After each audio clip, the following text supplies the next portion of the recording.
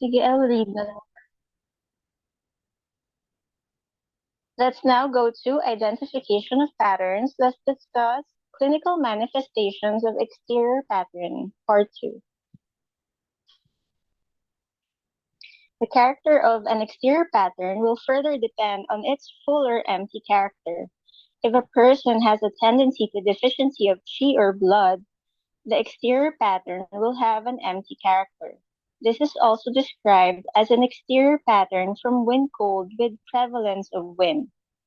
It should be noted that empty here should be intended in a relative sense. That is,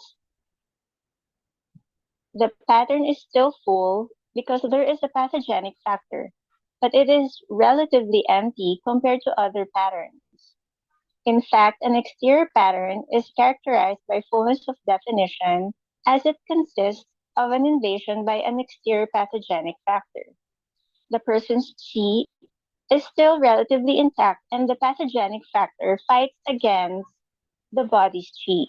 It is precisely this that defines a full condition, that is, one characterized by the presence of a pathogenic factor and the resulting struggle with the body's chi. Thus, an exterior condition must, by definition, be full. However, according to a person's pre-existing condition, one can further differentiate an exterior condition between full and empty, but only in relative terms. The clinical manifestations of an exterior empty pattern are slightly or no fever, sweating, aversion to cold, to wind, slight body aches, a floating slow pulse, and a thin white tongue coating. If a person has a tendency to fullness, the exterior pattern will have a full character. The clinical manifestations of such an exterior full pattern are fever, no sweating, severe body aches, aversion to cold, a floating tight pulse, and a thin white tongue coating. The main factors in differentiating an empty from the full exterior condition are sweating, if it's empty, or its absence if full. Pulse is slow in empty and tight in full. Severity of body aches, severe in fullness, less severe in emptiness. Case history. A young girl of 13 fell ill with what was described as influenza. She had a temperature of 100,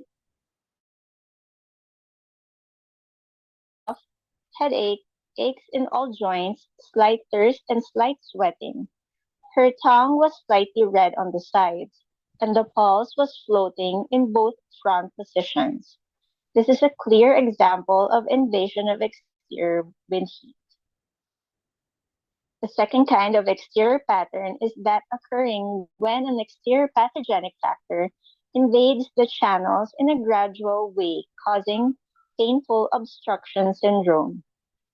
This is characterized by obstruction to the circulation of qi in channels and joints by a pathogenic factor, which can be cold, dampness, wind, or heat. In obstruction from cold, usually only one joint is affected. The pain is severe and is relieved by application of heat. In obstruction from wind, the pain moves from joint to joint.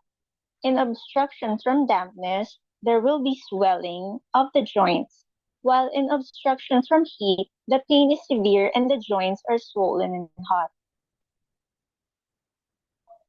Thank you for your attention.